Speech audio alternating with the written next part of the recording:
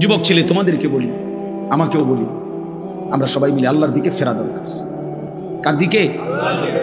একটা ছেলে হইলেও মাইনো ভাইয়া নষ্ট করে দিও। এই ভাই, প্রিয় কিশোর, মনে রাখো, নিজের ভালো কুত্তাও বোঝে। একটা কুকুরে যদি কেউ লাঠি আলগি দেয়, এই কুত্তাটাও এটা বোঝে যে এটা দিয়ে আমার যদি বাড়ি দেয় আমার ক্ষতি হবে, এই জন্য কুত্তায় দৌড় মারে, ঠিক না? তাহলে নিজের কমপক্ষে নিজের ভালো, নিজের সেফ, এটা কুত্তাও বোঝে, এটা জানোয়ারও বোঝে। তো তুমি বোঝো না ভাইয়া, তুমি এদুরও বোঝো না তোমার এই রাত দিন নারী দেখা, ছবি দেখা, উলঙ্গ দৃশ্য দেখা তোমার এই জাহান্নামের আগুনে পোড়াবে, এদুরও বুঝলা না?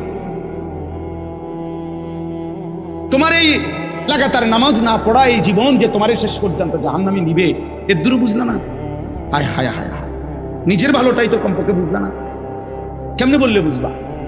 আমি তো আমার সবটুকু চেষ্টা করি, আমার জিন্দিগির ফিকির এটা ভীষণ।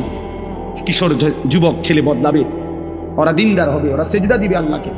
এক যুবক যখন সেজদা দেয় তো আল্লাহ তাআলার আরশ নড়ে ওঠে। আল্লাহ তাআলা আরশ আজিম থেকে বলে, যুবক আমার সেজদা দিলি, যা আমি ওয়াদা দিলাম তোরে এই আরশের নিচে ছায়া দেব। তুই আসবি যুবক হাসরের ময়দানে, আমি তোরে আরশের নিচে ছায়া দেব। শাবুন নাশাআ ফি ইবাদাতিল্লাহ, নবীজি বলেন যে যুবক তার যৌবন কালটা আল্লাহর ইবাদতে বেড়ে উঠছে, আল্লাহ রাসূল সাল্লাল্লাহু আলাইহি ওয়াসাল্লাম বলেন আল্লাহ তাআলা তাকে আরশের নিচে ছায়া দেন। ইউযিল্লুহুমুল্লাহু ফি যিল্লিহি, আল্লাহ নিজের আরশের ছায়ায় ছায়া দেন। সুবহানাল্লাহ। এজন্য যুবকের সিজদা বড় দামি সিজদা, নওজোয়ানের সিজদা বড় দামি সিজদা। এজন্য তোমরা হিম্মত করো, রাগ হইও না বাপ। আমি বললাম আমি ফেরাইতে চাই, এই জন্য আমি একটু শক্ত, নাহলে আমি তো আর এমন না যে এই কারণে সেটাই কতক্ষণ দমকাই ফেললাম। এ তো ঝগড়ার জন্য না, আমার এই মাকসাদই হলো তুমি কেন সেজদা করবা, নামাজ কেন করতাম, কমপক্ষে এটা তো বোঝা উচিত যে আমি আল্লাহর সাথে আমার রাগ কিসের। এটা তো কোনো যুক্তিতে ভাই একেবারে সামান্য বিবেকে যদি থাকে, আল্লাহর সাথে রাগ করবো কেন? তিনি আমার সব কিছু দিছেন, ঠিক না? আল্লাহ আমার সমস্ত প্রয়োজন পূরণ করতেছেন, যে আমারে সব দিল, এবং আমি ডাকলেও দেয়, না ডাকলেও দেয়, এমন মালিক আমি পাবো কোথায়? মা গাররাকা বিরাব্বিকাল কারীম, আল্লাহ বলে বান্দা বলো না এমন মেহেরবান মাওলা, আমার মতো দয়ালু রব থেকে কে তোমারে ধোঁকা দিল? এমন মালিক কই পাবা বান্দা, এমন মুনিব কই পাইবা, কই পাইবা? হাদিসে আছে নবীজি সাল্লাল্লাহু আলাইহি সাল্লামকে আল্লাহ তাআলা বলছে, বন্ধু আমার কোন বান্দা যদি 90 বছর পরেও জীবনের সব গুনাহ ছেড়ে দিয়ে আর করবে না ওয়াদা দিয়ে, 90 বছর বয়সেও যদি রাতের অন্ধকারে কোনো দিন চোখের পানি ফেলে, এক ফোঁটা চোখের পানি ফেলে গুনাহ ছেড়ে দিয়ে আর করবে না ওয়াদা দিয়ে আমার কাছে যদি মাফ চায়, দোস্ত আমি ওয়াদা দিলাম, কসম বন্ধু, আমি এমন 90 বছরের বুড়া তার গুনাহ সব মাফ করে দেব। এই দেখতে দেখতে আমার ওই ছেলেরা যারা আমার ওয়াজ রেকর্ডিং করে, এই ছেলেগুলো অনেকগুলো আছে যেগুলো নিয়মিত আমার সাথে থাকে, চলে আর সব জায়গায় দেখে, ওরা বলতেছে যে এখন যে হুজুর আমরা তো আর আপনার সাথে হজে চলে যাব, আমি দেখা হবে না, আমরা একটু সময় দিব। আমার এটা খুব মনে পড়লো যে হায় যদি আর দেখা না হয়, যদি আর কোনো দিন বলার সুযোগ না হয়। আল্লাহ আমাদেরকে মাফ করে দেন। চলেন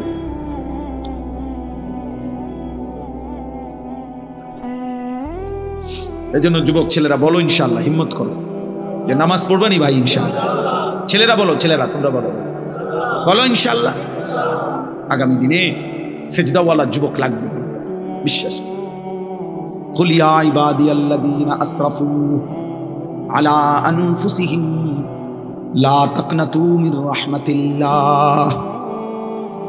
রব্বুল আলামিন বলেন, বন্ধু বলেন, ও আমার বন্ধু আপনি বলে দেন, হে আমার বান্দা, আল্লাহ বলতেছেন আমার বান্দা শুনো না, তোমরা যারা এই পরিমাণ গুনাহ করেছো যে নিজের জীবনটাকে জুলুম করে শেষ করে ফেলেছো, জীবনে বলতে কোনো নেকি নাই, ডানে বামে কোনো নেকি নাই, গুনায় গুনায় ভরা জীবন তোমাদের পুরা ডুবে গেছে। আল্লাহ বলেন বান্দা, গুনার সমুদ্রেও যদি হাবুডুবু খাও, সেখান থেকেও যদি কোনোদিন আমি আল্লাহকে মনে পড়ে, তাইলে যদি গুনাহ ছেড়ে দিয়ে আর করবা না ওয়াদা দিয়ে, আমি আল্লাহর দিকে এক কদম ফিরে আসো বান্দা। আর যদি বলো মাওলা জীবনভর আমি আপনাকে নারাজ করেছি, আর করব না মাওলা, আপনার নাফরমানি করব না মাওলা, আমি তওবা করলাম মাওলা, গুনাহ ছেড়ে দিলাম। আল্লাহ বলেন লা তাকনাতু মির রাহমাতিল্লাহ, আমার গুনাহগার নাফরমান বান্দা, আমি আল্লাহর রহমত থেকে নিরাশ হইও না বান্দা।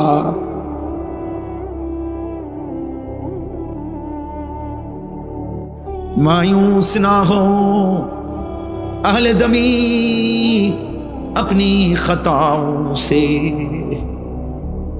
तकदीर बदल जाती है मुद्तर की दुआओं से। अल्लाह बोले बुजुर्गाने दीन शेरेर मध्य बोलছে এটা, হে আল্লাহর বান্দা জীবনের সব গুনাহগুলো নিয়েও তুমি নিরাশ হইও না। মায়ুস না হো, मायूस माने निराश, मायूस ना हो अहले जमीन, हे जमीन वाला निराश होयो ना अपनी खताओं से, निजेर गुनाहेर कारणे। चोखेर पानी फेलो बंदा, डाको तुम्हार अल्लाह के, तकदीर बदल जाती है मुद्तर की दुआओं से। कोनो अक्षम असहाय बांदा जदि चोखेर पानी फेले आल्लाहर काछे दोया शुरू करे, तो आल्लाह तार आजाबेर सिद्धांत बदले देय।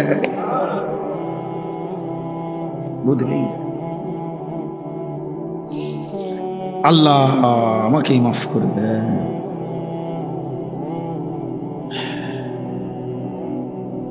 চলো ভাইয়া, আমরা বলার চেষ্টা করছি মালিকের কাছে, তো আমরা এটা বলতে পারবো যে আল্লাহ আমরা বলার চেষ্টা করছি আপনার বান্দাদের কাছে।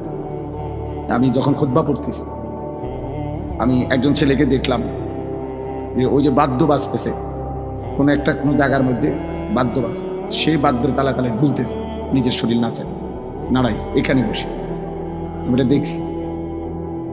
আমি ইচ্ছা করলে তোমারে দাঁড় করাইতে পারতাম, কিন্তু আমি সতর্ক করলাম। মনে রাখতে হবে, হাদিসের মধ্যে আছে আল্লাহ নবী সাল্লাল্লাহু আলাইহি ওয়াসাল্লাম বলছেন ইস্তিমাউল মালাহি মাসিয়াতুন, এই গান শোনা, বাদ্য শোনা এটা গুনাহ।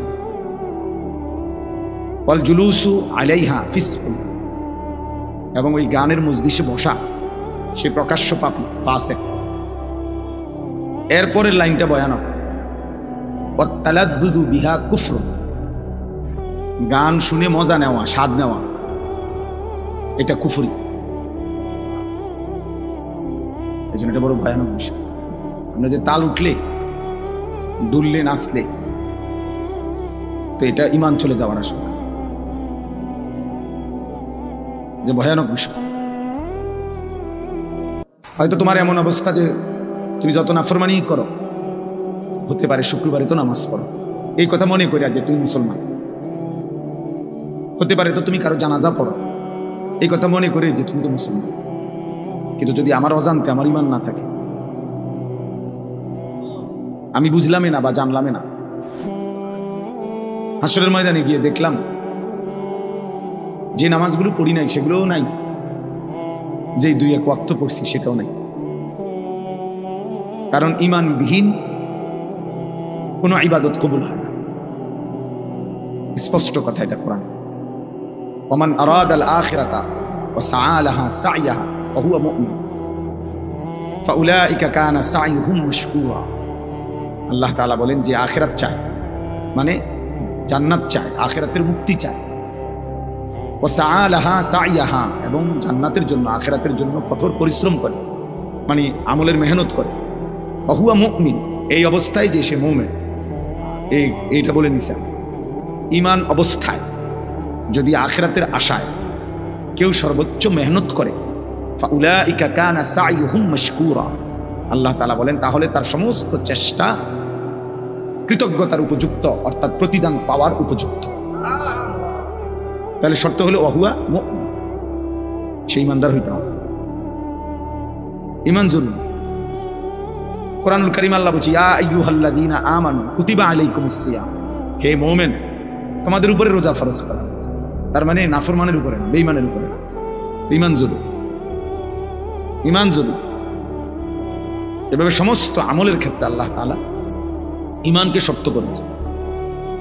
মান আমিলা সালিহাম মিন যাকারিন আও উনসা ওয়া হুয়া মুমিন, আল্লাহ বলেন পুরুষ কিংবা নারী ঈমান অবস্থায় যেই নেক আমল করবে আমি আল্লাহ তাআলা তাকে ফালানুহইয়ান্নাহু হায়াতান তাইয়্যিবা, দুনিয়াতেই আরামের পবিত্র জীবন দান করব। ওয়ালা নাজজিয়ান্নাহুম আজরাহুম বিআহসানি মা কানু ইয়ামালুন, এবং তার সমস্ত আমলের বিনিময়ে আখিরাতে সর্বোত্তম বিনিময় জান্নাত দান করব। শর্ত হইল ওয়া হুয়া মুমিন, কি হইতে হবে? ঈমান জরুরি, ঈমান জরুরি। এই জন্য দাওয়াত ও তাবলীগের মেহনতে ঈমানের মুযাকারা হয় বেশি, ঈমানের কথা তাবলীগের সাথীরা বেশি আলোচনা। আল্লাহর বান্দাদের কাছে ঘুরে ঘুরে ঈমান শেখায়। অনেকে এটা বুঝে না, কি করে মসজিদে মসজিদে ঘুরে ঘুরে। হ্যাঁ, আপনি দেখতে পারেন না মসজিদে ঘুরে ঘুরে কি, মসজিদে ঘুরে ঘুরে বন খায়। মূলত আল্লাহর বান্দাদেরকে ঈমান শেখায়, আখিরাত চেনা, ঈমান শুনুন। কিশোর নওজোয়ান তোমরা শোনো বাবা, হাদিসে আছে নবী সাল্লাল্লাহু আলাইহি ওয়াসাল্লামের একজন সাহাবী ছিল জুনদুব ইবনে আব্দুল্লাহ, জুনদুব ওনার নাম, সাহাবীর নাম। তিনি বলছেন যে আমরা যখন কিশোর ছিলাম, ওয়া নাহনু হাযাবিরা, হাযাবিরাতুন আরবি শব্দ, অর্থ হলো করিবুল বুলুগ, আমরা বালেগ হওয়ার কাছাকাছি, মানে কিশোর।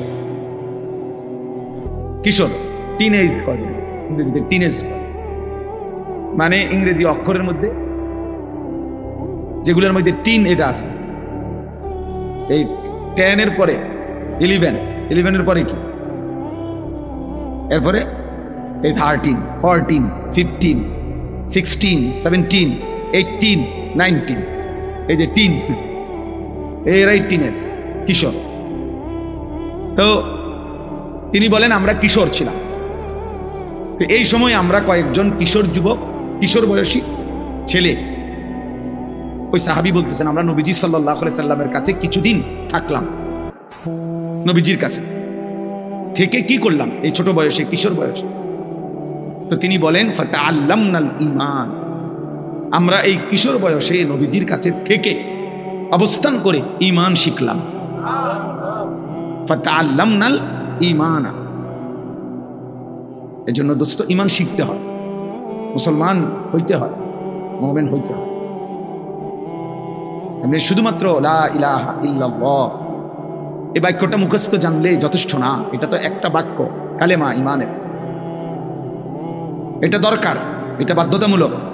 কিন্তু শুধু এই বাক্যটা জানা, বলা, এটা মুখস্থ থাকা, এটাই যথেষ্ট নয়। নবীজি সাল্লাল্লাহু আলাইহি ওয়াসাল্লাম বলছেন,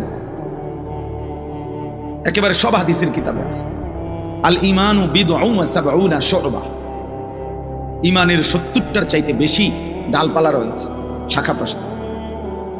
মোবাইল নামান, মোবাইল নামান, আসেন আবার নিয়ে বলছি না আমি, ভালো না লাগবে চলে যান। তো আল ঈমানু বিদউন ওয়া সাবউনা শু'বা, ঈমানের 70টার চাইতে বেশি ডালপালা রয়েছে, নবী সাল্লাল্লাহু আলাইহি ওয়াসাল্লাম বলছেন। তো মুহাদ্দিসিন উলামায়ে কেরাম ব্যাপক গবেষণা করে বের করছেন ঈমানের মোট শাখা প্রশাখা হলো ৭৭টা। কয়টা? ঈমানের ৭৭টি শাখা প্রশাখা। তো নবীজি সাল্লাল্লাহু আলাইহি ওয়াসাল্লাম বলেন আফদালুহা কাউলু লা ইলাহা ইল্লাল্লাহ, এই ৭৭টি শাখার মধ্যে সবচেয়ে বড় ডাল, সবচেয়ে বড় শাখা, প্রধান শাখা, যে আমরা লিখছেন কেন্দ্রীয় জামে মসজিদ, মনে করেন কেন্দ্রীয় শাখা মানে প্রধান শাখা, মেইন ডাল, লা ইলাহা ইল্লাল্লাহ এই বাক্য বলা। তাহলে তো ৭৭টা শাখার একটা প্রধান শাখা হলো কি? এই কালেমান। তো বাকি ৭৬টা বলো ভাইয়া, ছেলেরা বলো বাবা, তুমিও বুঝো আমিও বুঝি যে তুমিও মরে যাবে আমিও মরে যাব। এটা সহজ কথা দোস্ত, তোমারও শেষ আছে আমারও শেষ আছে, হাসলেও মরে যাবা, কাঁদলেও মরে যাবে, এটা সবাই আমরা বুঝি। আমরা যে আল্লাহ তাআলার কাছে ফিরবো এই ব্যাপারে সবাই আমরা বুঝি। তো কাজে আমরা যেহেতু এই সাইড প্রত্যেকেই বুঝতে চেষ্টা করি, আমার একটা নিজস্ব দুনিয়ার চিন্তা চেতনা আছে, আমি পড়ালেখা করব, চাকরি করব, ব্যবসা করব, বিদেশ যাব, যেটাই হোক, একভাবে না একভাবে আমরা নিজেকে নিজে নিয়ে ভাবি কেমনে আমার দুনিয়া চালানো যায়, কেমনে আমার জীবন গড়া যায়। তাহলে একজন বিবেক হিসাবে, বুদ্ধিমান হিসাবে, যেহেতু দুনিয়া আমারই অংশ, তো আখিরাত তো আমারই অংশ, তো উচিত দুইটা একসাথ করে, দুইটা একসাথ করলেই তো ভালো। এটা তো একটা সহজ কথা, সহজ কথা। আমি আজকে প্রায় আমি হজে যাব, আমার বুধবার দিন ফ্লাইট ইনশাআল্লাহ। তাহলে আমি আজকে প্রায় বাসার জন্য কোরবানির বাজার সাজার প্রায় 20-30 হাজার টাকার বাজার করছি। তো বাজারও করলাম, তো আমি আবার মাহফিলও আইসা আসরের নামাজের পরে আমার ব্রাহ্মণবাড়িয়া শহরে বয়ান ছিল, সেখানেও আইসা আমি আসরের জামাত ধরছি, জামাত পড়ে আবার বয়ানও করছি। তাহলে এটাও আমার কাজ, সংসারের বাজার করে দেওয়া, ওইটাও আমার কাজ। তা আমি ওই হিসাব করে উঠছি, যে হিসাব করলে আমি বাজারও শেষ করতে পারবো, আবার কুমিল্লা ক্যান্টনমেন্ট থেকে গিয়া ব্রাহ্মণবাড়িয়া আসরের নামাজ ধরতে পারবো। আমার কাজ এটা। আমি এখানে আসতে হবে, আমার তাড়াহুড়া। আমি ছিলাম সেই বেড়তলা ব্রাহ্মণবাড়িয়া বিশ্ব রোডের কাছে, বাংলাদেশের শ্রেষ্ঠ আলেম দ্বীন ওয়াইজ আল্লামা জুবায়ের আহমদ আনসারী রাহমাতুল্লাহ আলাইহি হুজুরের মাদ্রাসায় বয়ান করছে, মাগরিবে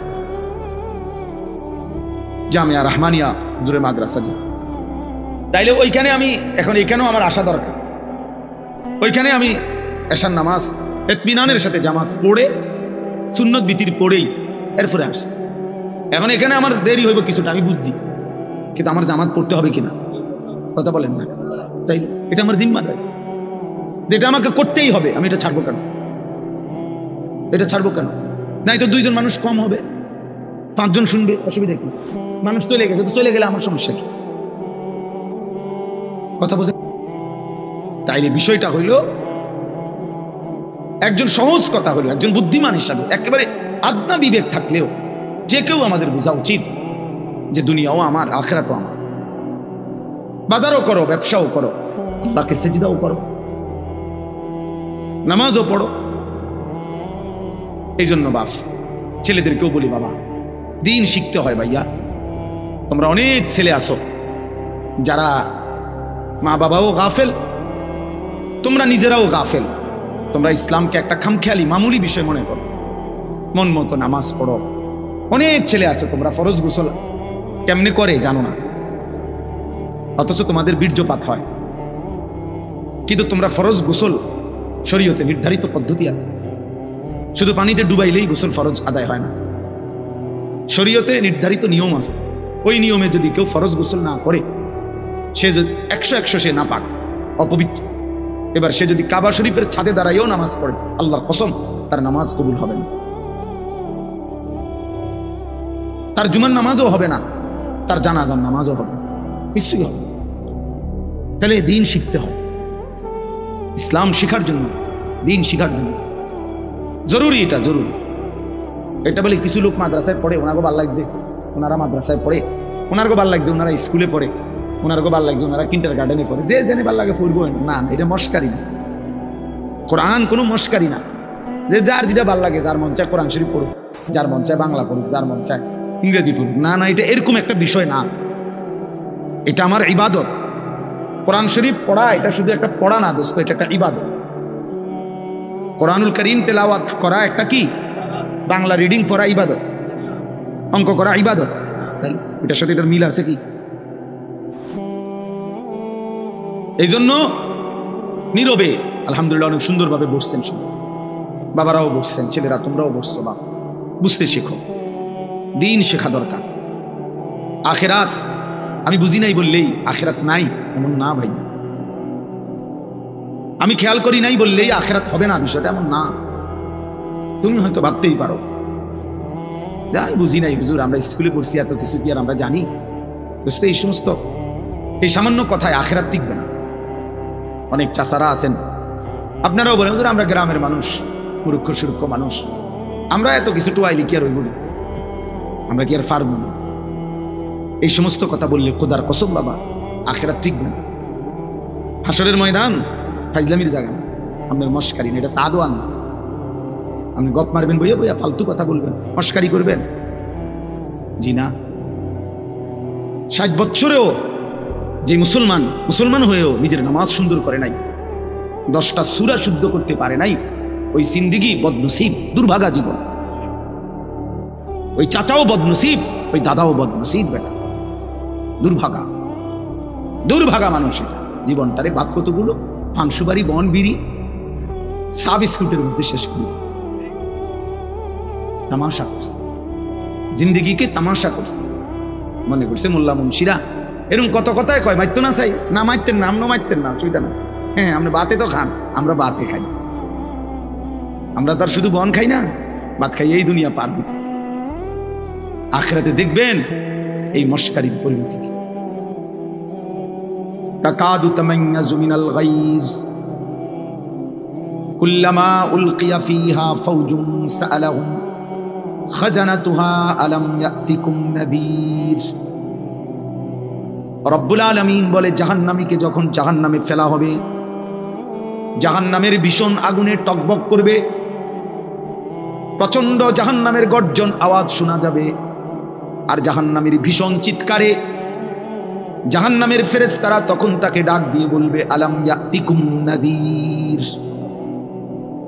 জাহান্নামের ফেরেশতা বলবে, নাফরমান চিল্লাও কেন, তোমারে কি কেউ কোনো আল্লাহর ভয় দেখায় নাই? আলাম ইয়াতিকুম নাযীর, কোন ভয় প্রদর্শনকারী বান্দা কি তোমার কাছে আসে নাই? ক্বালু বালা, জাহান্নামী তখন বলবে, হ্যাঁ, কাদ জাআনা নাযীর, হ্যাঁ ফেরেশতা, আমার কাছে আল্লাহর পক্ষ থেকে ভয় প্রদর্শনকারী বান্দা এসেছিল।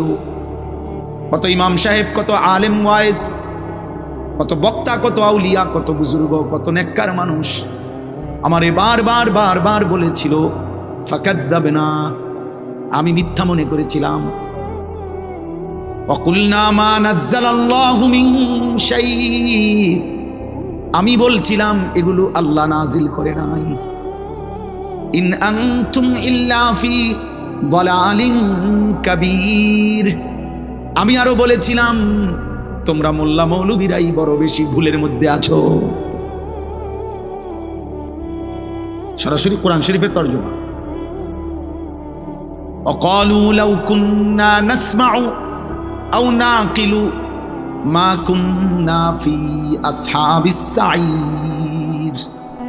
আল্লাহ বলেন, জাহান্নামী বলবে, ফেরেশতা, সেদিন দুনিয়ার জমিনে যদি একটু বুঝতাম অথবা একটু শুনতাম, তাহলে আজকে আমরাও জাহান্নামী হতাম না। ফাতারাফু বিদামবিহিম, আল্লাহ বলে জাহান্নামী তার সবগুলো পাপের স্বীকৃতি দেবে। সব স্বীকৃতি শুনে ফেরেশতা তখন বলবে, ফাসুহকাল লি আসহাবিস সাঈর, জাহান্নামী দূর হ, জাহান্নামের আগুনেই পড়ে থাক। শুনছেই যা, কিন্তু ফেরেশতা কি করবে? ফেরেশতার কোনো ক্ষমতা আছে কি? ফেরেশতা কি? মা সালাকাকুম ফি সাকার। প্রিয় যুবক শুনো বন্ধু, কোরআনুল কারীমে আছে, আল্লাহ বলেন জাহান্নামের ফেরেশতা জিজ্ঞেস করবে, নাফরমান, কি তোকে জাহান্নামে ফেললো? ক্বালু লাম নাকু মিনাল মুসাল্লিন, খোদার কসম জাহান্নামী বলবে, বন্ধু ফেরেশতা ভাই, আমি নামাজি ছিলাম না। লাম নাকু মিনাল মুসাল্লিন, আমি মুসল্লি ছিলাম না, নামাজি ছিলাম না। হ্যাঁ, কোরআনুল কারীমের মধ্যে আল্লাহ বলেন, কাল্লা ইদা বালাগাতিত তারাকি, আল্লাহ তাআলা বলেন নাফরমানের জান কবজ করতে যখন আজরাইল ফেরেশতা টান দিবে রূহটা ধরে, তখন এই রূহটা ছিঁড়ে কণ্ঠনালীর মধ্যে আইসা আটকায়া যাবে, বের হবে না। ওয়াকিলা মান রাক, লোকেরা তখন বলা বলি করবে, কে আছো তারে ফু দিবা, কে আছো তারে ঝাড়ফুঁক করবা, কে আছো তারে একটা তাবিজ দিবা, একটা কিছু দিবা, সে তো ছটফট করতেছে। ওয়াকিলা মান রাক ওয়ালতাফাতিস সাকু বিসাক, আল্লাহ বলেন দুইটা পায়ের, দুইটা অংশ পায়ের এইভাবে ভয়ে আর আতঙ্কে একটা আরেকটার সাথে মিলে যাবে। অযান্না আন্নাহুল ফিরাক, আল্লাহ বলেন নাফরমান বুঝে ফেলবে আজকে আর কোনো জায়গা ফু দিয়া কোনো লাভ নাই, আমাকে এই দুনিয়া থেকে বিচ্ছিন্ন হতেই হবে। ওয়াযান্না আন্নাহুল ফিরাক, রব্বুল আলামিন বলেন এভাবে ছিন্ন করে রুহুটাকে ছিঁড়া কেন জাহান্নামীকে কেন জান কবজ করা হলো? তো আল্লাহ নিজে বলেন ফালা সাদ্দাকা ওয়ালা সাল্লা, এই নাফরমান আমি আল্লাহর কথা সত্য মনে করে নাই, আর ওয়ালা সাল্লা এবং নামাজ আদায় করে নাই।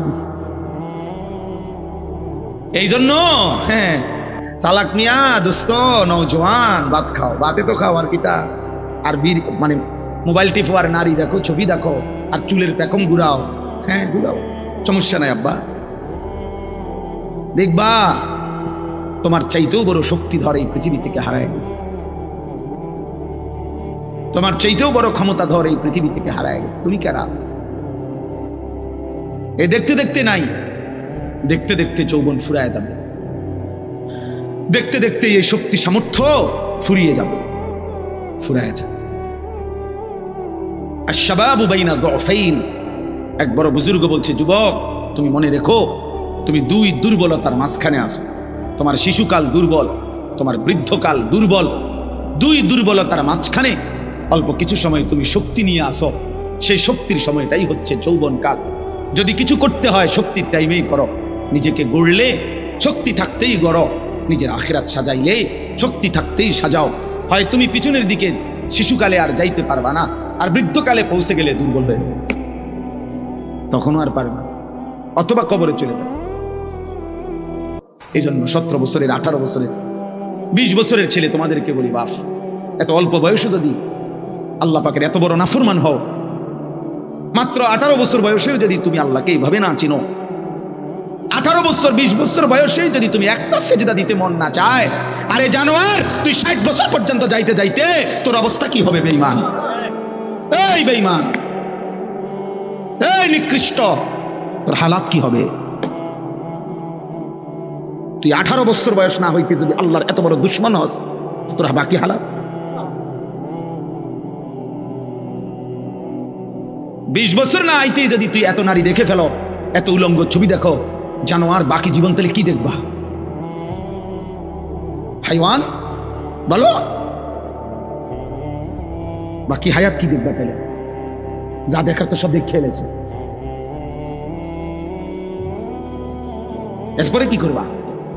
এত কম বয়সে এত নারী,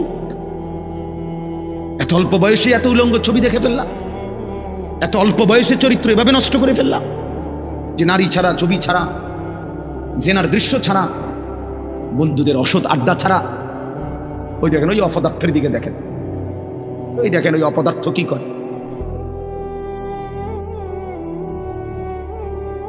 এই জন্য বললাম ভাই, ভাবতে শেখো বাবা, বাকি হায়াত কি করবে, বাকি হায়াত কেমনে চলবে? তাই এত কম বয়সে যদি কেউ এত চরিত্রহীন হয়, তার সামনের হালাতটা কি বলে? 40 বছর পুষতে পুষতে তার অবস্থা কি হবে? 60 বছর, 365 দিন, যে কোনো দিন খোদার 1 বছরে ফজরের নামাজ পড়ে নাই, পরে আর আল্লাহ মনে করাই দিবে কে? হ্যাঁ বুঝো নাই ভাইয়া? 1 বছর যারে আল্লাহ ভুলাই গেল, তো তোমার আর মনে করাবে কে আছে তোমার এরপরে? আর যে সময় তোমার মাথার উপরে বাবা দাদা তাদের ছায়া আছে, তখনই যেহেতু তুমি আল্লাহ ভুলে গেছো, তো যখন তোমার বাপ মরে যাবে, দাদা মরে যাবে, মা মরে যাবে, তখন তোমার আল্লাহর কথা মনে করাই দিবে, তোমার আখিরাত মনে করাই। ছোটবেলায় আমার মনে আছে, আমার ছোট্টবেলা থেকে আমার মা সারাটা জীবন মা আম করে নামাজের কথা জিগাইছে। আমি প্রায় বলি, এখন আমার মার বয়স কমপক্ষে 70 হবে, আমার আম্মার কিচ্ছু মনে নাই, কিছু বলতে পারে না, অসুস্থ। একটা ট্যাবলেট দিলে আধা ঘন্টায় মা ট্যাবলেটটা খায় না, বোঝে না কিতা হুঁ কইলে কই মা এটা খান না, খান। পানি মুখে দিলে জোর করে মা এটা ধরে রাখে, মা এটা বোঝে না যে এটা খাওয়া দরকার, মানে এই কথাটাই বুঝে পারি না আমি। এখন এমন দুর্বল হয়ে গেছে সেই মা আমার। এখনো আমরা কথা বললে আম করে জিগা, আমারে তো জিগায়, পুত মোয়া ধরছি কসম আল্লাহ, মা আমার এখনো আমার জিগায়, পুত নামা ধরছি, মোয়া ধরছি। মা আমারে সবসময় বলে, এখনো বলে, মা ফুত কতখানে ওয়াজে যাও, মানুষের লগে চাই টাকা পয়সা লইয়া ঝামেলা করো। তো আমার 44 বছর বয়স, 44 বছর বয়স আমি মায়ের সেই নজর নেগরানি, আলহামদুলিল্লাহ তোমার 18 বছর বয়সেই তোমার আব্বাও তোমারে বলে না, মাও বলে না, সমাজের কেউ ডাকে না। তোমার পতন, তোমার ধ্বংস, তোমার বরবাদি, তুমি নারী দেখতে দেখতে ধ্বংস হয়ে যাইতেছ, ছবি দেখতে দেখতে বেঈমান কাফেরদের মতো সাজতে সাজতে সাজতে সাজতে চুল পান শার্ট পোশাক লেবাস চলা ফেরা উঠা বসাতে কাফের মুশরিকদের মতো হতে হতে ধীরে ধীরে একটা সুন্দর ছেলে, একটা সুন্দর জওয়ান মুসলমানের একটা তাগড়া ছেলে চোখের সামনে কি হয়ে যেতেছে, নষ্ট হয়ে। এই সমাজ তাকায় তাকায় দেখতেছে। বুঝছেন চাষা ব্যাপারটা চিন্তা করে দেখেন তো চাষা, বিষয়টা কি ভাইয়া? একটা ছেলে বলো বাপ, কেউ তোমারে ডাকে না, কেউ তোমারে ফেরায় না, কেউ তোমার এই অব্যাহত গুনাহ অশ্লীলতা বেহায়াপনা থেকে কেউ টানিয়ে ধরতেছে না, ফেরাইতে চাচ্ছে না। আহা, মনে হয় যেন চোখের সামনে জাহান্নামের আগুনের দিকে যাচ্ছে, ধাও ধাও আগুনের দিকে, সবাই যেন দেখতেছে ঠিক আছে আগাও।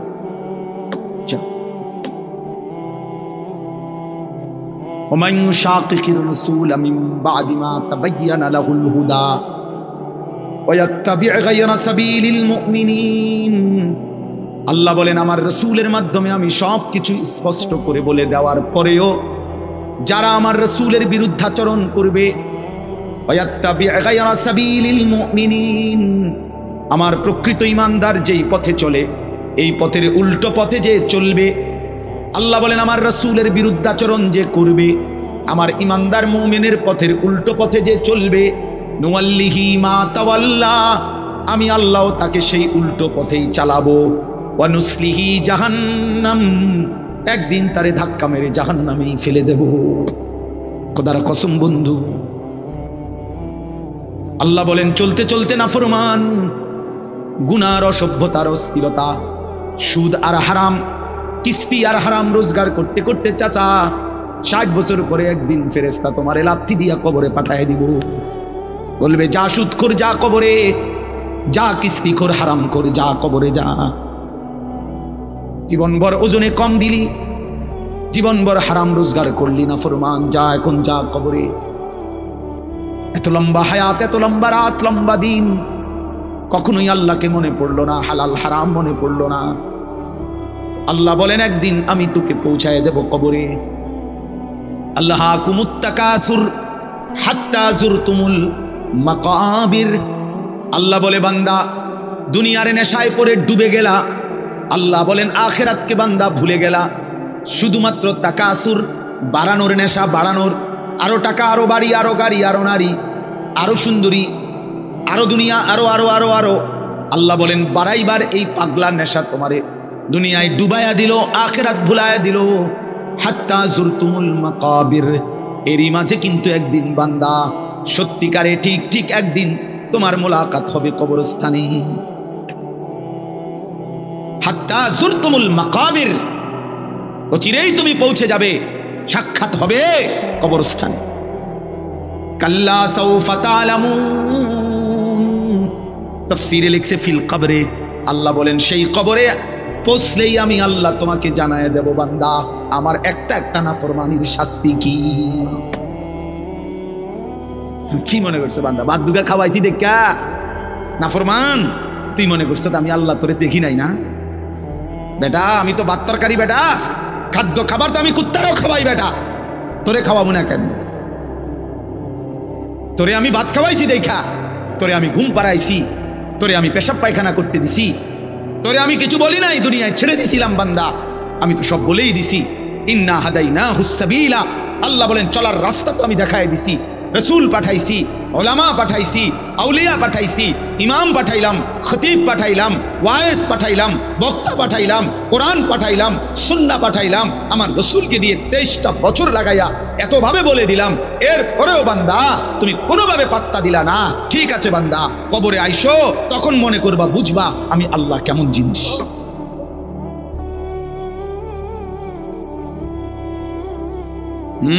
আমি দেখায় দেবো বান্দা, আমি দেখায় দেব। তুমি জানো না বান্দা আমি কি পরিমাণ ক্ষমতাবান। আল্লাহু আজিজুন যুনতিকাম, আল্লাহ তাআলা বলেন আল্লাহ বড়ই ক্ষমতাবান, প্রতিশোধ গ্রহণকারী। যুনতিকাম শব্দের অর্থ হলো প্রতিশোধ গ্রহণকারী। আল্লাহ বলেন আমি প্রতিশোধ নেব, এই শব্দ ডাইরেক্ট বলছে। আমি প্রতিশোধ নেব, আমার একটা একটা লোকমা ভাতের হিসাব নেব, আমার এক ঢোক পানির হিসাব আমি নেব বান্দা, আমার প্রতিটা নিঃশ্বাসের হিসাব নেব। সুম্মা লাতুসআলুন্না ইয়াউমাইদিন আনিন নাঈম, আমার প্রতিটা নিয়ামতের হিসাব নেব। এজন্য প্রিয় বন্ধু আমার, বাপ আমার, দয়া করে আল্লাহর ওয়াস্তে বাবাদেরকে বলি, যুবক ছেলে তোমাদেরকে বলি, আমাকেও বলি, আমরা সবাই মিলে আল্লাহর দিকে ফেরা দরকার। কার দিকে? একটা ছেলে হইলেও মাইনো ভাইয়া নষ্ট করে দিও। এই ভাই প্রিয় কিশোর, মনে রাখো নিজের ভালো কুত্তাও বোঝে। একটা কুকুরে যদি কেউ লাঠি আলগি দেয়, এই কুত্তাটাও ওটা বোঝে যে এটা দিয়ে আমার যদি বাড়ি দেয় আমার ক্ষতি হবে, এই জন্য কুত্তায় দৌড় মারে, ঠিক না? তাহলে নিজের কমপক্ষে নিজের ভালো, নিজের সেফ, এটা কুত্তাও বোঝে, এটা জানোয়ারও বোঝে। তো তুমি বোঝো না ভাইয়া, তুমি এদুরও বোঝো না তোমার এই রাত দিন নারী দেখা, ছবি দেখা, উলঙ্গ দৃশ্য দেখা তোমার এই জাহান্নামের আগুনে পোড়াবে, এদুরও বুঝলা না? তোমার এই লাগাতার নামাজ না পড়া এই জীবন যে তোমার শেষ পর্যন্ত জাহান্নামে নিবে, এদুরও বুঝলা না? হায় হায় হায় হায়, নিজের ভালোটাই তো কমপক্ষে বুঝলা না। কেমনে বললে বুঝবা? আমি তো আমার সবটুকু চেষ্টা করি, আমার জিন্দিগির ফিকির এটা ভীষণ, কিশোর যুবক ছেলে বদলাবে, ওরা দিনদার হবে, ওরা সেজদা দিবে আল্লাহকে। এক যুবক যখন সেজদা দেয় তো আল্লাহ তাআলার আরশ নড়ে ওঠে। আল্লাহ তাআলা আরশ আজিম থেকে বলে, যুবক আমার সেজদা দিলি, যা আমি ওয়াদা দিলাম তোরে এই আরশের নিচে ছায়া দেব। তুই আসবি যুবক হাসরের ময়দানে, আমি তোরে আরশের নিচে ছায়া দেব। শাবুন নাশাআ ফি ইবাদাতিল্লাহ, নবীজি বলেন যে যুবক তার যৌবন কালটা আল্লাহর ইবাদতে বেড়ে উঠছে, আল্লাহ রাসূল সাল্লাল্লাহু আলাইহি ওয়াসাল্লাম বলেন আল্লাহ তাআলা তাকে আরশের নিচে ছাড়ে। ইউযিল্লুহুমুল্লাহু ফি যিল্লিহি, আল্লাহ নিজের আরশের ছায়ায় ছায়া দেন। সুবহানাল্লাহ। এজন্য যুবকের সেজদা বড় দামি সেজদা, নওজোয়ানের সেজদা বড় দামি সেজদা। এজন্য তোমরা হিম্মত করো। ওই ছেলেটাকে বলো ভাই, ওই ছেলেটাকে, ওই অসভ্য ছেলেটাকে বলো মোবাইল বন্ধ করতে। বেটা তুমি এতে উঠে যাও বেটা, এই বেটা অপদার্থ কোথাকার বেটা। চিন্তা করছেন ওরে দুইবার বললাম। আর এইটাই জীবন, কিছু ছেলে পেলের জীবনে এরা এত শক্ত হয়, এরার কথা হইলো হুজুর তোর আব্বাও যদি কয় আমি লড়তাম না, আমি যেমন আছি। হ্যাঁ, এটা সাংঘাতিক, জানেন না? কিছু ছেলে পেলে এমন শক্ত হয়ে যায়, কলিজা পাথর হয়ে যায়।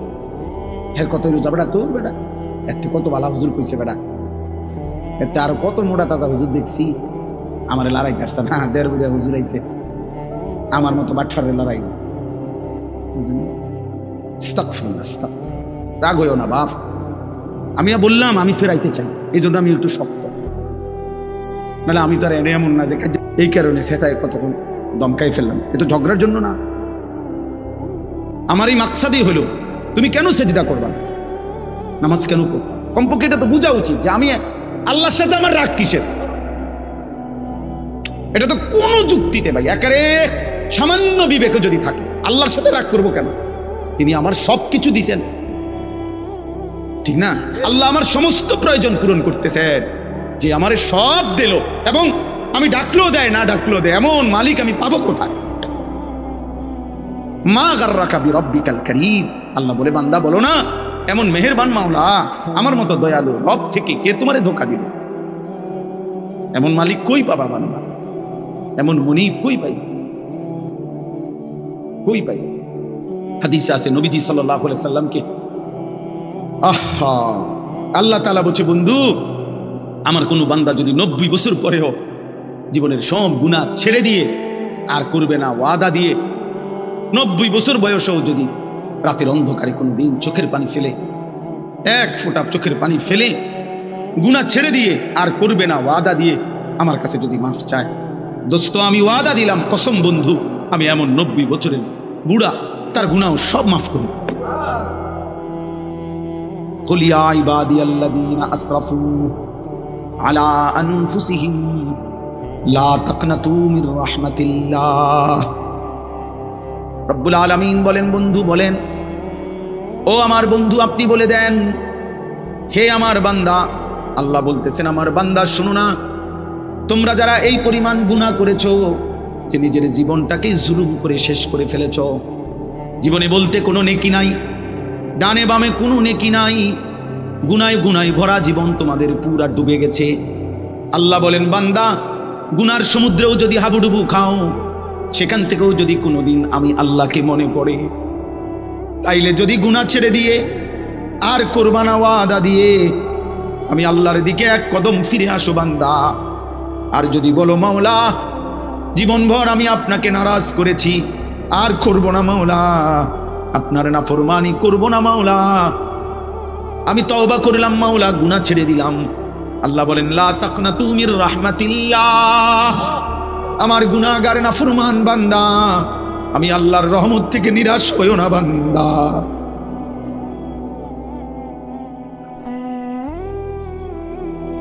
मायूस ना हो अहले ज़मीं अपनी खताओं से, तकदीर बदल जाती है मुदतर की दुआओं से। अल्लाह बोले बुजुर्गाने दीन शेरेर मध्य बोलছে এটা, হে আল্লাহর বান্দা জীবনের সব গুনাহগুলো নিয়েও তুমি নিরাশ হইও না। মায়ুস না হো, मायूस माने निराश, मायूस ना हो अहले जमीन, हे जमीन वाला निराश होयो ना अपनी खताओं से, निजेर गुनाहेर कारणे। चोखेर पानी फेलो बंदा, डाको तुम्हार अल्लाह के, तकदीर बदल जाती है मुदतर की दुआओं से। कोनो अक्षम असहाय बांदा जदि चोखेर पानी फेले आल्लाहर काछे दोया शुरू करे, तो आल्लाह तार आजाबेर सिद्धांत बदले देय।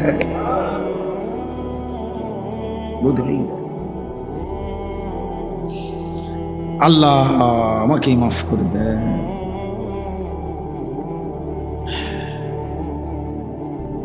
চলো ভাইয়া, আমরা বলার চেষ্টা করছি মালিকের কাছে, তো আমরা এটা বলতে পারবো যে আল্লাহ আমরা বলার চেষ্টা করছি আপনার বান্দাদের কাছে, আমরা চেষ্টা করছি। এজন্য প্রত্যেকে ইনশাআল্লাহ আপনারা আসলে, আমি মহব্বত করেই বললাম, কেন রাত এত হয়েছে, এরপরেও খোলা আকাশের নিচে আপনারা মজা খুব সুন্দর করে মনোযোগ দিয়া সবাই বসছেন। চলেন মনোযোগ দিয়া, যেহেতু বসছেনই মনোযোগ দিয়া শুনতেছেন, একজন বক্তার ওয়াজ শুনছেন, ভাল লাগছে, এটা না প্রিয় ভাই, একদিন আমিও থাকবেন না, আপনিও থাকবেন না। এই দেখতে দেখতে আমার ওই ছেলেরা যারা আমার ওয়াজ রেকর্ডিং করে, এই ছেলেগুলো অনেকগুলো আছে যেগুলো নিয়মিত আমার সাথে থাকে, চলে আর সব জায়গায় জায়গায়, ওরা বলতেছে যে এখন যে আমরা তো আর আপনার সাথে হজে চলে যাব, আমি দেখা হবে না, আমরা একটু সময় দিব। আমার এটা খুব মনে পড়লো যে হায় যদি আর দেখা না হয়, যদি আর কোনো দিন বলার সুযোগ না হয়। আল্লাহ আমাদেরকে মাফ করে দেন। চলেন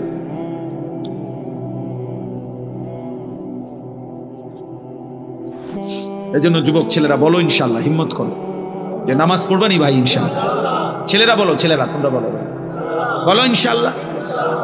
আগামী দিনে সেজদাওয়ালা যুবক লাগবে, বিশ্বাস। আগামীর সময়টা মাহাদির পক্ষে, ইসলামের পক্ষে, সারা পৃথিবী, বাংলাদেশ না শুধু, সারা পৃথিবীতে কালেমার বিজয়ের জন্য, কোরআনের বিজয়ের জন্য, মাহাদির পক্ষে লড়বার জন্য, দাজ্জালের বিরুদ্ধে, ইহুদিদের বিরুদ্ধে, বেঈমানের বিরুদ্ধে যুদ্ধের জন্য সাহসী, ইমানদার, সেজদাওয়ালা যুবক লাগবে ইনশাআল্লাহ। তুমি নিয়ত করো যে সেদিনের সেই যুদ্ধে ইমানদারের পক্ষে যেন তুমি থাকো।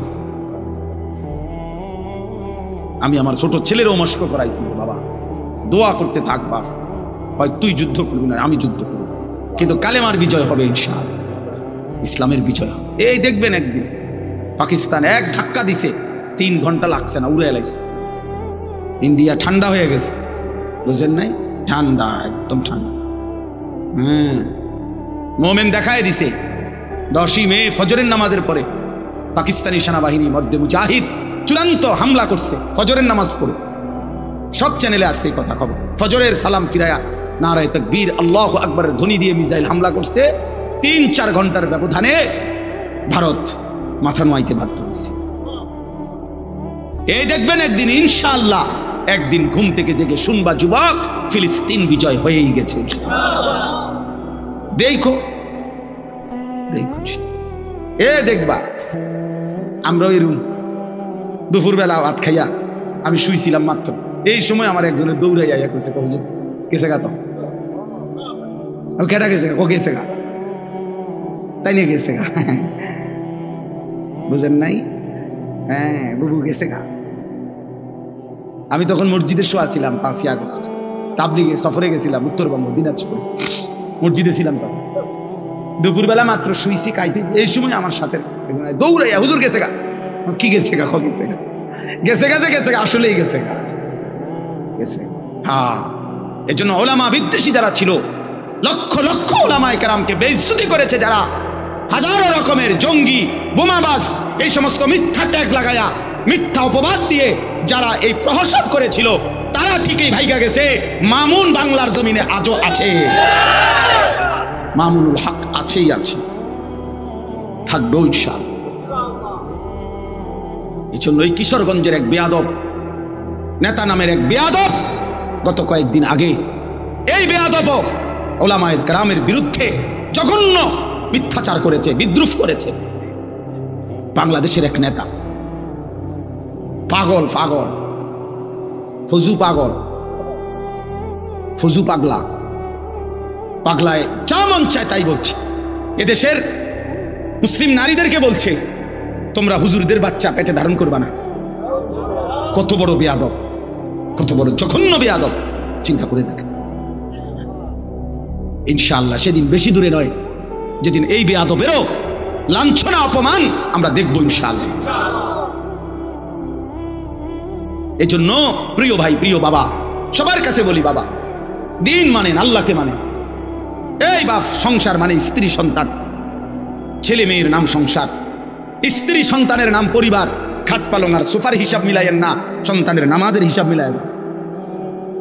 খাট দেখান কিনতেন, সোফা দেখান কিনতেন। বাবা 30 বছর বিদেশ করছে, 60 বছর কামাই রোজগারি করছে, বাজার করছে, ব্যবসা করছে, ক্ষেত খামার করছে। অন কিরছেন চাচা, শেষ বয়স হইল, হ্যাঁ করছে হুজুর আল্লাহর রহমতে, 4টা রুম দিয়ে একটা বিল্ডিং করছে। এডি হুনা মানুষের, হ্যাঁ বিল্ডিং করছে, এটা শুনে আল্লাহর রহমতে হুজুর আপনাকে দোয়ায় বিল্ডিং করছে। রাস্তার লগে কত জায়গা লইছে, রাস্তার লগে জায়গা লইছে, বিল্ডিং করছে।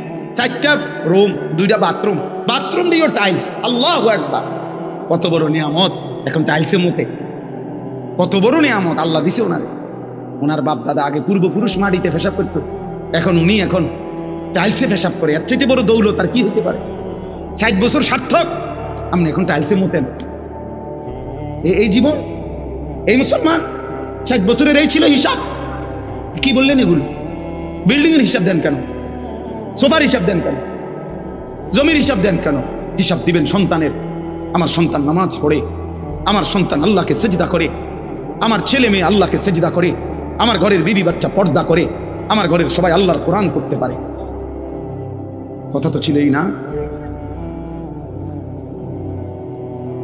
আমাদের খতিব সাহেব, বর্তমান খতিব সাহেব, উনি ওনার এক লেখনীতে লিখছেন, জাতীয় মসজিদ বাইতুল মুকাররমের যিনি বর্তমান খতিব, সারা পৃথিবী বিখ্যাত আলেম আল্লামা হযরত মাওলানা আব্দুল মালিক সাহেব দামাত বারাকাতুহুল আলিয়া, উনি বলেন যে আরবে একবার একজন ইঞ্জিনিয়ার, ওনার সাথে আমার সাক্ষাৎ হয়েছে ওনাদের, উনি এক ব্যক্তির নাম বলছেন।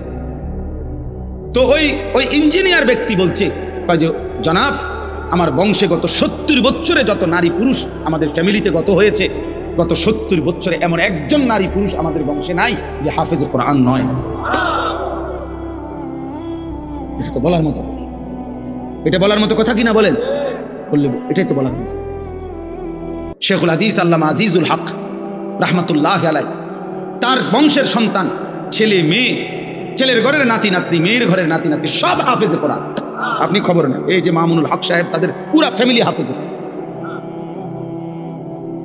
এটা তো বলার মতো, এটা উল্লেখ করার মতো কথা ভাইয়া। বললে এটা বলেন, বিল্ডিং এর হিসাব দেখাবেন না। মা বোন যদি কেউ শুনে থাকেন, আপনাদের খবর, আমরা 5 ভাই 3 বোন। 2015 সালে আমার আব্বা ইন্তেকাল করছে। 43 বছর বাবা এক মসজিদে ইমামতি করছে, প্রাইমারি স্কুলে মাস্টারি করছে। 5 ভাইকেই বাবা মাদ্রাসায় পড়াইছে। আমার আব্বা থাকতেই আমরা 5 ভাই, আল্লাহর দয়া আল্লাহ করছেন, আলেম হয়েছে। বাবার ইন্তেকালের সময় আব্বা ঘরে, স্বাভাবিক ঘরে মারা গেছে। আমার আব্বার যে সময় শ্বাস টানতেছে, আমরা ভাই বোন সবাই ছিলাম।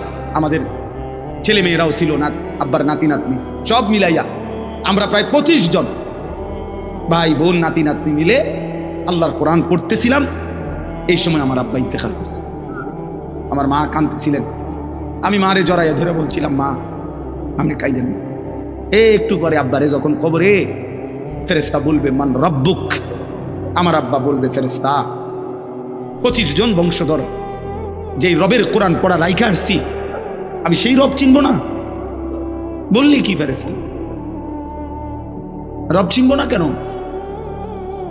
রব চিনব না কেন? এই জন্য দোস্ত আমার, বন্ধু আমার, দিন শিখেন, আখিরাতকে বুঝেন, আল্লাহকে রাজি করেন। বলেন ইনশাআল্লাহ, বলেন ইনশাআল্লাহ। এবার শুধু তর্জমাটা শুনাই, তাইলেই কথা শেষ। আল্লাহ তাআলা বলেন, ওয়ালিকুল্লি উম্মাতিন জাআলনা মানসাকান, সর্বযুগে সর্বকালে আমি আল্লাহ প্রত্যেক জাতি গোষ্ঠীর জন্য ইবাদত, কুরবানি, হজ, আমার বন্দিগি নির্ধারণ করেছি। অর্থাৎ ইবাদতের হুকুমবিহীন কোনো জাতি গোষ্ঠী ছিল না। তাইলে মানুষ মাত্রই আল্লাহর ইবাদত করবে, এটা আল্লাহ তাআলার চাওয়া। এই জন্য সর্বযুগে সর্বকালে আল্লাহ তাআলা মানুষের জন্য, বান্দার জন্য ইবাদত দিয়েছেন। কি দিয়েছেন? ইবাদত, ইবাদত দিয়েছেন। মানসাকান অর্থ কুরবানি, মানসাকান অর্থ হজ, মানসাকান অর্থ ইবাদত। আল্লাহ বলেন আমি প্রত্যেক জাতির জন্য কুরবানির বিধান রেখেছি, অথবা তর্জমা হলো প্রত্যেক জাতির জন্য হজ্জের বিধান রেখেছি, অথবা প্রত্যেক জাতির জন্য আমি আল্লাহ নির্ধারিত কিছু না কিছু ইবাদত রেখেছি। আল্লাহ তাআলা বলেন প্রত্যেক জাতি গোষ্ঠীর জন্য আমি কেন ইবাদত দিলাম, কেন কুরবানির বিধান দিলাম, কেন হজ্জের বিধান দিলাম? লিয়াযকুরুসমাল্লাহ, আমার প্রতিটা বান্দা যেন আমি আল্লাহর নাম তার জবানে উচ্চারণ করে। এই জন্য তাহলে আমার বান্দা মাত্রই, আমি যারে বানাইছি আমি তার কাছে চাই তার জবান দিয়ে আমার নাম উচ্চারণ করে। লিয়াযকুরুসমাল্লাহ, সে যেন আমি আল্লাহর নাম জিকির করে। তাইলে আমাদের সৃষ্টির সার্থকতা, আমাদের জন্মের সার্থকতা আমাদের জবানে আমাদের রবের নাম উচ্চারণ। এই জন্য ভাইয়া, যেই জিহ্বা আল্লাহর নাম নেয় না, তো ওই জিহ্বা কি কথা বললো? আর তাই আল্লাহর কোরআন যে জবান পড়তে পারে না, আল্লাহর জিকির যেই জবান করে না, নামাজের তসবিহগুলো যেই জবান পড়ে না, হায় হায়, তো সেই জবান আর বললো কি? দুনিয়ার বাকি কথাগুলো না বললেও চলতো। এই দুনিয়া ভোগ করা যাইতো। তারা বাস্তবিকে বোবা, মানে কথা কইতারে না। আপনি বলেন তো, তারা দুনিয়া ভোগ করে না? তো তাইলে বোবা মানুষে বিয়ে করতে পারেনি, বোবা মানুষের বাচ্চা কাচ্চা হয়নি, বোবা মানুষে বিল্ডিং করতে পারেনি, বোবা মানুষে বাজার সদাই করতে পারেনি, বোবা মানুষে ভাত মাছ খাইতে পারেনি। তো দুনিয়া কোনটা তার অসুবিধা হয়েছে? বলেন না কেন শাকের ভাই, কি সমস্যা হয়েছে তার? কোনো অসুবিধা হয়েছে তার? তাইলে বন্ধু, দুনিয়া তো বোবা মানুষও ভোগ করতে পারে। তাইলে এই জবান কথা বলার সার্থকতা কি? কথা বলার সার্থকতা হলো রবের নাম। আল্লাহর নামে যদি জবান না নিল, তো এই কথা বলার দরকার কি ছিল? কি কোন চাচা? চাচা মাথা লাগছে, মাশাআল্লাহ, আল্লাহ হায়াত দারাজ। আর রহমান আল্লামাল কুরআন খালাকাল ইনসান আল্লামাহুল বায়ান। আল্লাহ বলেন আর রহমান মানে আমি আল্লাহ। রহমান কি? আল্লামাল কুরআন, আল্লাহ বলেন আমি রহমান, আমি আল্লাহই কোরআন শিখিয়েছি। আল্লাহই কোরআন শিখিয়েছেন। খালাকাল ইনসান, আল্লাহই মানুষ সৃষ্টি করেছেন। আল্লামাহুল বায়ান, কথা বলার পূর্ণ যোগ্যতা শিখিয়েছেন। সুবহানাল্লাহ। তাইলে এখানে একটা জিনিস দেখেন, আল্লাহ বলেন তিনি কোরআন শিখিয়েছেন, এরপরে বলছেন তিনি মানুষ সৃষ্টি করেছেন। তাইলে বিষয়টা কি আসলে কথার ধারাবাহিক হইল? আগে তো বলা উচিত ছিল তিনি মানুষ সৃষ্টি করেছেন, এরপরে বলা উচিত ছিল কোরআন শিখাইছেন। আগে সৃষ্টি নাকি আগে কোরআন শিখানো? আগে তো বানাইতে হইব, আগে তো তারে বানাইতে হইব, তাই না কি শিখাইব, তাই না কোরআন পড়বে। কিন্তু অথচ আল্লাহ বলতেছেন আল্লামাল কোরআন খালাকাল ইনসান। আগে বললেন তিনি কোরআন শিখিয়েছেন, এরপরে বললেন তিনি মানুষ সৃষ্টি করেছেন। এই কথার জন্য তাফসীরের মধ্যে লিখছে যে আল্লাহ যেন বুঝাইতে চাইছে, বান্দা শোনো, আমি মানুষ সৃষ্টি করেছি কোরআনের জন্য, এই জন্য কোরআনের গুরুত্বের কথা আগে বলে নিলাম, আগে বলে নিলাম। এবার যদি বলেন আল্লাহ আল্লামাহুল বায়ান, আল্লাহ বলে ওই যে কোরআন শিখতে হবে, ওই যে কোরআন পড়তে হবে, এই জন্যই আমি তাকে কথা বলার যোগ্যতা শিখাইছি, নাই তো কথা বলার দরকারই ছিল না। হুদা ভাত খাইবো, হুদা পেশাব করবো, আর ঘুম যাইবো, আর স্ত্রী মিলন করবে, তো এর জন্য কথা বলার দরকার ছিল না। জবানের উচ্চারণ ছাড়াই ওইগুলা করতে পারত। আল্লাহ আমাকে বুঝার তৌফিক দান করেন। লিয়াযকুরু ইসমাল্লাহ আলা মা রাযাকাহুম মিন বাহিমাতিল আনআম। এই যে এই আয়াতের প্রথম একটা গুরুত্বপূর্ণ অর্থ হলো কুরবানি। এজন্য আল্লাহ বলেন আমার চতুষ্পদ যেই জন্তুগুলো আমি আল্লাহর পক্ষ থেকে হালাল, সেগুলো যখন জবাই করা হয়, সেই জবাইয়ের মুহূর্তে আমার নাম বান্দা উচ্চারণ করে, তাকবীর পরে আল্লাহু আকবার, এই তাকবীর, এই জিকির, এই স্মরণ শুনবার জন্যই আমি আল্লাহ কুরবানির বিধান দিয়েছি। তাহলে কুরবানির মূল মাকসাদ গোশত খাওয়া নয়, কুরবানির মূল মাকসাদ জিক্রুল্লাহ, আল্লাহর জিকির। কার জিকির? আবার বলেন কার জিকির? আল্লাহর জিকির। এজন্য আল্লাহ বলছে ওয়াযকুরুল্লাহ ফি আইয়ামিন মা'দুদাত, কুরবানির এই দিনগুলোতে তোমরা আল্লাহর জিকির করো।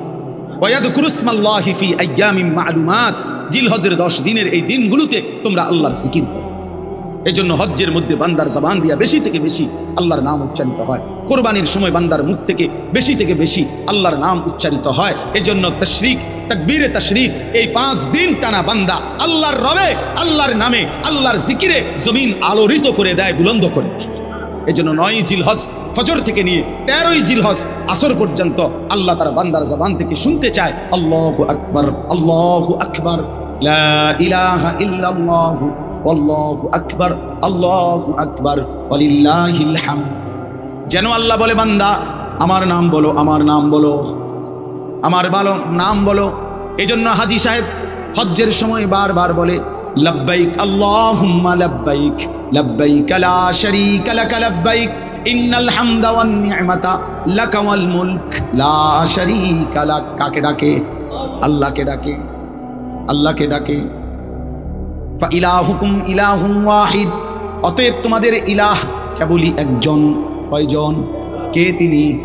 ফালাহু আসলিমু, আল্লাহ বলেন অতএব তোমরা সকলেই সেই আল্লাহর প্রতি নিজেকে সমর্পণ করো। কার প্রতি? ওয়াবাশশিরিল মুখবিতিন, আল্লাহ বলে বন্ধু আমার, নবী আমার, আমার অনুগত বান্দা যারা, তাদের প্রত্যেককেই আপনি জান্নাতের সুসংবাদ দিয়ে দেন। এবারে যদি বলেন আল্লাহ আপনার অনুগত বান্দা কারা? আল্লাহ বলেন আল্লাযীনা ইযা যুকিরাল্লাহু ওয়াজিলাত কুলুবুহুম, আমি আল্লাহর জিকির যখন হয়, আমার নাম যখন উচ্চারিত হয়, যাদের অন্তর আমি আল্লাহর ভয়ে কাঁপতে থাকে, তাদের জন্য জান্নাতের সুসংবাদ। ওয়াসসাবিরিনা আলা মা আসাবাহুম, যেই কোনো বিপদ মুসিবত, দুঃখ, পেরেশানি, অস্থিরতা, রোগ, শোক, যেই কোনো রকমের ঘাটতি কমতি, যেই কোনো পেরেশানিতে আমার যে বান্দা আমি আল্লাহর উপরে সবর করে ধৈর্য ধরে, তাদের জন্য জান্নাতের সুসংবাদ। ওয়াল মুকিমিস সালাহ, 5 ওয়াক্ত নামাজ যে আদায় করে, তার জন্য জান্নাতের সুসংবাদ।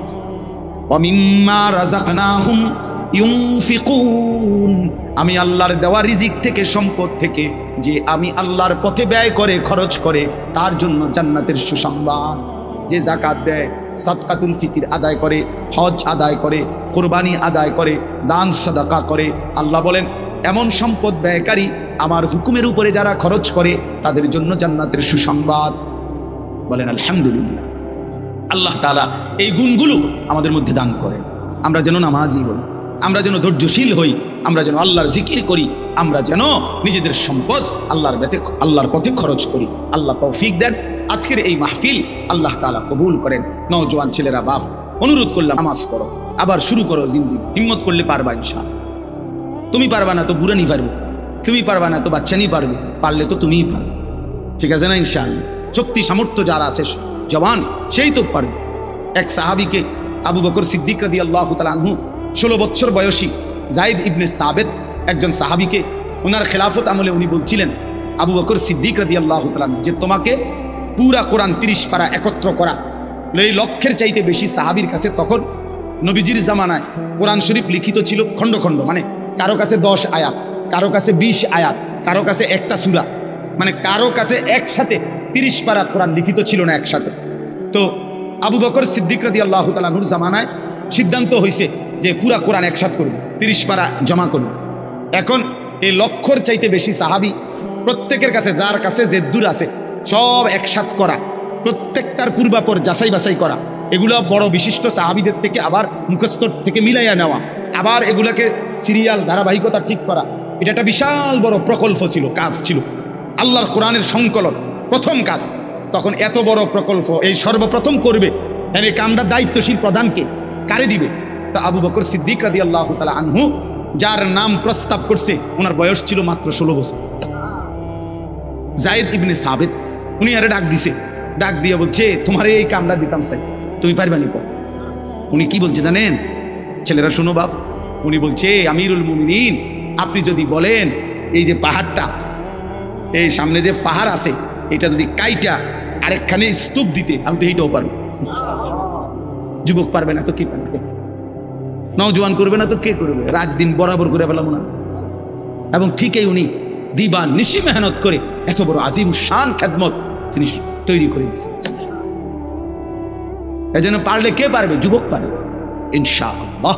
আল্লাহ আমাদের নওজোয়ানদেরকে তৌফিক দান করেন, আল্লাহ আমাদের যুবকদেরকে জাগিয়ে দেন আগামীর পৃথিবীর জন্য, ইসলামের জন্য। সুবহানাল্লাহি ওয়া বিহামদিহি সুবহান